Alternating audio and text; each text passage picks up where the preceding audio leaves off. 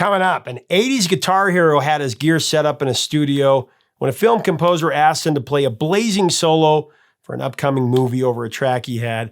The guitar virtuoso began to shred, and within minutes, he finished the song in one take. No overdubs. He just moved on to the next thing, totally forgot about it. To him, it was nothing. Well, months later, it became synonymous with one of the biggest blockbuster films ever, and decades later, it's still killing it. And as you're going to find out next, the song was actually meant for a completely different film, a comedy. The guitar hero tells us the surprising story in an exclusive interview coming up next on Professor of Rock, brought to you by Zenni Eyewear. Hey, music junkies, Professor of Rock, always here to celebrate the greatest artists and the greatest songs of all time.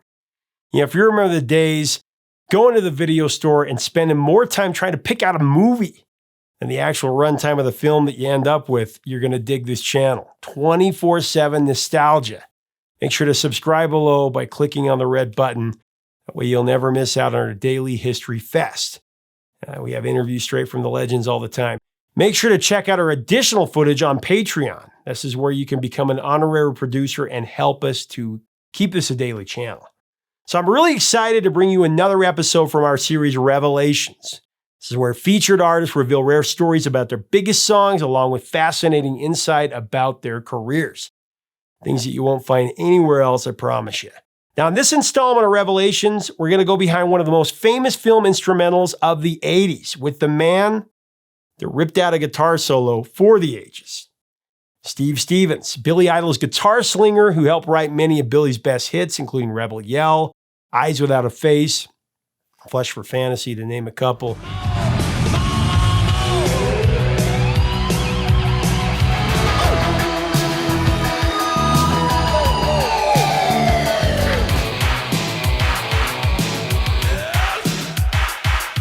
He was asked by Harold Faltermeyer to add some flair to this catchy synth theme that he had. This was in the middle of Billy Idol and Steve Stevens recording Whiplash Smile. Faltermeyer, of course, most famous for his international #1 hit Axel F from the Beverly Hills Cop soundtrack. That peaked at number 3 here in the US. The song would end up being the anthem to a yet-to-be-released film called Top Gun. This would take the world by storm in the summer of '86.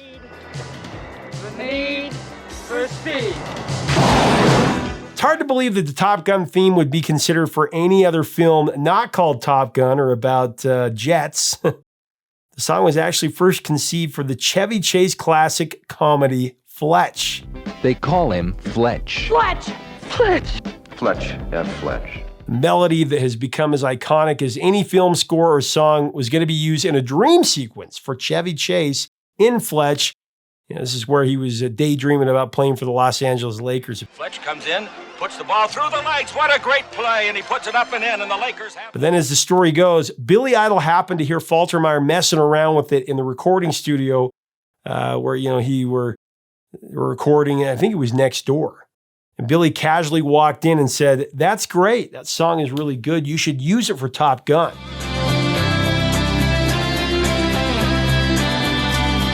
One side of the story comes from an interview Harold Faltermeyer did some years ago. He told him that he remembered that he had no briefing ahead of composing the Top Gun anthem. And the only direction that he received was to imagine that the pilots are like rock and rollers in the sky.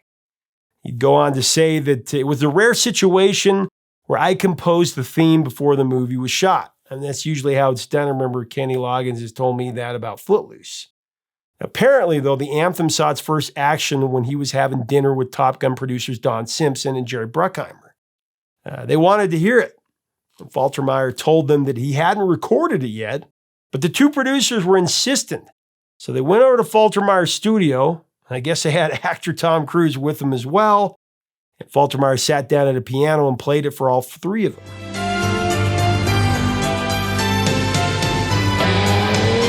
And after that, they all gave their approval. They gave him a thumbs up, and Faltermeyer was asked to record a demo. And he did this immediately. In fact, he did it that night. He said, "It took me 4 or 5 hours to get a first draft of the demo together. I came up with the TR-808 sounds at the beginning with the delay, and that turned out to be the intro because they liked that part."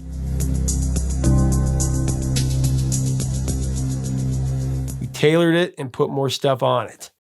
And then Steve Stevens ended up playing the incredible solo.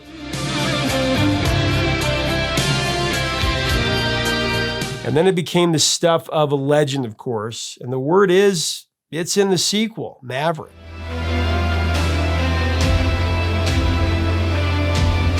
Up next, Steve Stevens is going to give us the Skinny.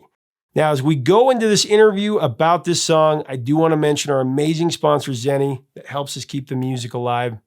The only eyewear for rockers. You can get a pair of prescription frames or a pair of sunglasses or even reading glasses. Treat yourself today at Zenni.com and make sure to add some other fabulous features like blue blocks to protect your eyes from digital blue light that we run into every day. Again, check it out at Zenni.com. Here's Steve Stevens with a story of the Top Gun anthem.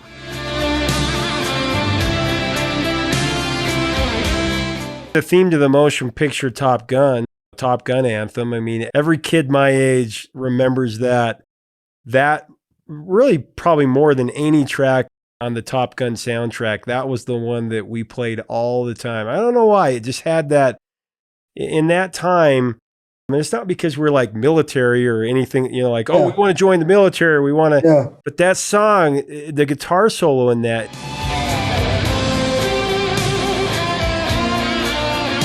it just raises you up a level as a human being. It's just so cool. Tell me about that. And of course, you won a Grammy Award in '87 for Best Pop Instrumental Performance, but I mean, that soundtrack was so big.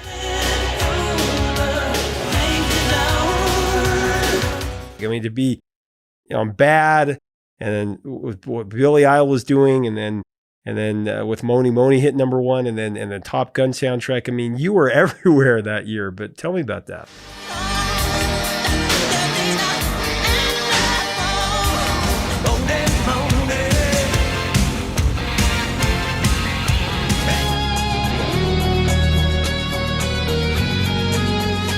Well, that was really an extension of Whiplash Smile, because Harold Faltermeyer, who wrote the score for the film, came in as our keyboard player. He was another of the Giorgio Moroder clan that started in Germany doing Down the Summers. He was Keith Forsey's buddy. So I remember, we were working on side. I think it was like Don't Need a Gun. He did all the keyboards on that record.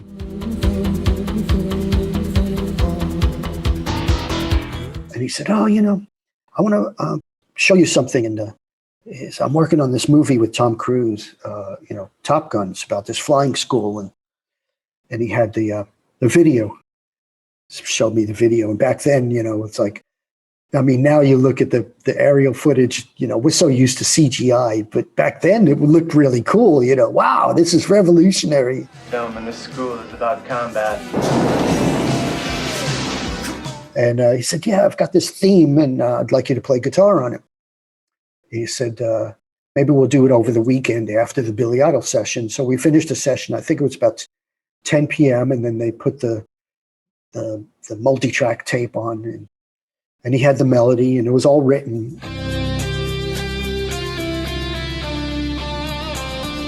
And so it was another one of those very quick sessions. We got the melodies together. What was really good was that all my gear was set up already. So I already had a great guitar sound. I didn't have to spend any time with the engineer or anything. It was just a matter of capturing the melody and everything. And then we did the solo.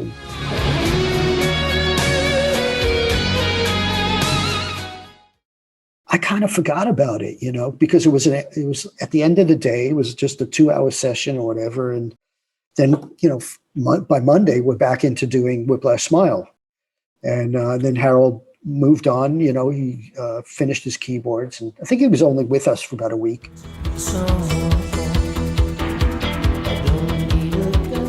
And then he sent me, this is the days of telegrams or something. The premiere is going to be in New York. Would you come to the premiere? Oh, premiere, sure. I'd never been into a film premiere. Wow, this is a big deal. This is a big movie.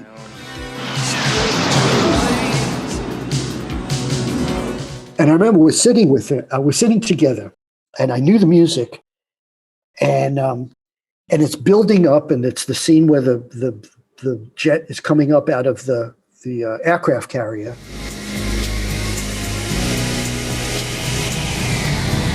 And it's just dun, dun, dun, dun, dun, right? And I know my theme's going to come on bar 32. I remember the track, you know.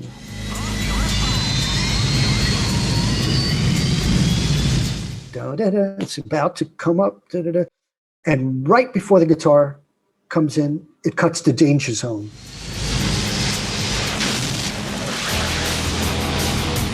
And I looked at Harold, I went, no, you didn't.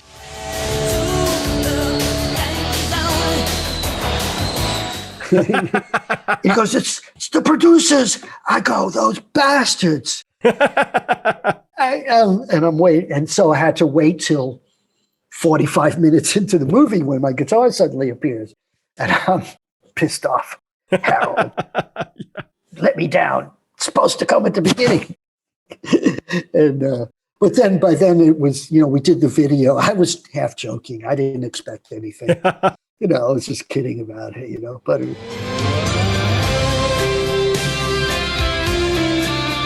and then he sent another telegram saying we got nominated for a Grammy. And I just thought, oh, we're never going to win a Grammy award. You know, that's not for people like me, you know. But as it turns out, we're still living in New York. The Grammys were in LA, but Billy Idol was scheduled to perform at the Grammys that year. So I was going to be there anyway. So that category got announced in the afternoon, and I went with Harold in the afternoon, not thinking anything. Yeah, okay, you know, sure. I had to perform that evening. So they announced it, and Harold goes, "We're going to win this thing." You know, no, we're not. We're not going to win. It was like Stanley Clarke was nominated, you know, heavy duty instrumentalist, you know. And then we won, and I went, oh, what? You know, and it was just, you know what? It was a great moment for my parents who had put up with that racket I was making all those years. You know, for them, it represented, you know, it was a representation of success, and you know, it was certainly nice, and I was happy to represent rock and roll in some sense.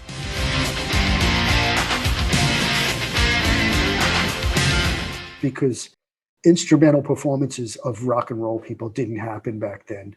You know, there was no category for rock album, no category for heavy metal or anything like that. We, you know, when you think back, you know, people like Jimi Hendrix and Led Zeppelin, and they didn't win Grammy Awards. So I felt like I was at least representing guitar, rock guitar.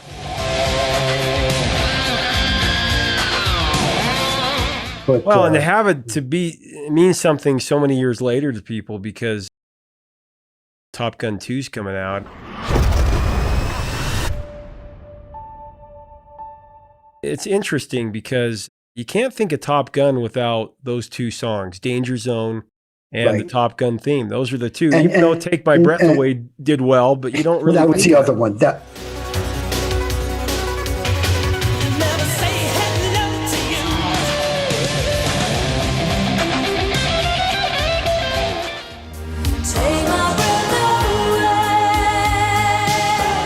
It's just another part of the 80s, really. It signifies such a moment in time, you know. When I look back at it, the 80s really weren't the way people portray them now. You know, they really weren't. It was, you know, I would imagine it's the same way that people portray, like if, you know, I've seen, you know, when they did that biopic about Jimi Hendrix, I'm sure the people around him were like, it's nothing like what it was like, or, you know, it's the 80s really were not, certainly living in New York during the 80s was not like the way it's portrayed now, and, you know, but it's nice to be a part of something that was that put a footprint on.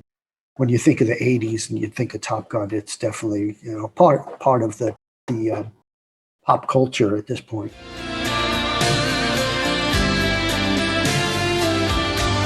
What was the moment that kicked open the door to your mind and made you want to pursue music? You know, whether it was a song or a band or something in your life that just energized you, that you wanted to pick up a guitar? Yeah, I mean, I was so affected by the fact that, when the Beatles first came, I mean, the guitar was part of the revolution, the whole English invasion. And, I lived in New York, and, it was covered on the news, them landing at JFK or Idlewild, as it was called back then. And then on Ed Sullivan, it was like everybody wanted to have a guitar at that point.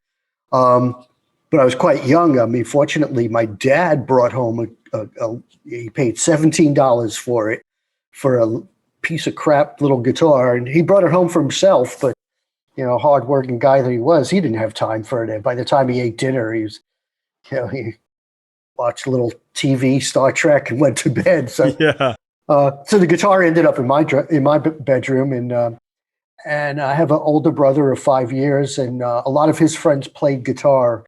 And this was kind of during the whole folk guitar explosion. And, he and his friends would go into the Greenwich Village and go to Folk City and see all these, amazing folk musicians. So you didn't need much. Having a just crappy acoustic guitar meant you could still be part of the revolution. Playing guitar was just, wow, I could express myself, and it was something I could totally. I mean, music was, records were coming fast and furious, and then Led Zeppelin shows up on the scene, and FM radio was exploding, and I have a huge debt to thank to WNEW New York, because FM radio at that time played 10-minute tracks and things, and this is just the perfect storm to be a guitar player.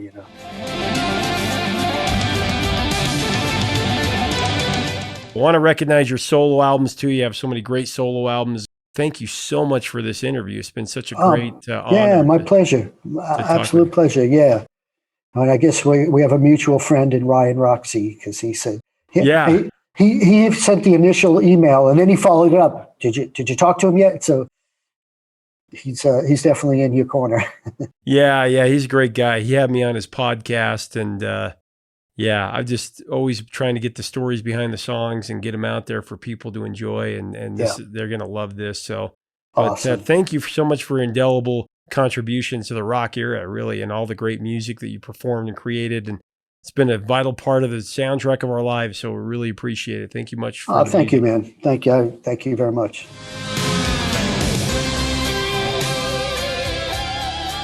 Hey, thanks so much for watching. Leave us a comment about Steve Stevens and the Top Gun anthem. What are your memories that are tied to this one? Have you seen Maverick yet? What's your take on the movie? Let's have a great discussion below. If you like our content, we do invite you to subscribe below, and you can become a patron on our Patreon for even more content that helps us keep it a daily channel. It's all about keeping the music alive. That's what we're here for. Until next time, 3 chords and the truth, my friends. Talk to you soon.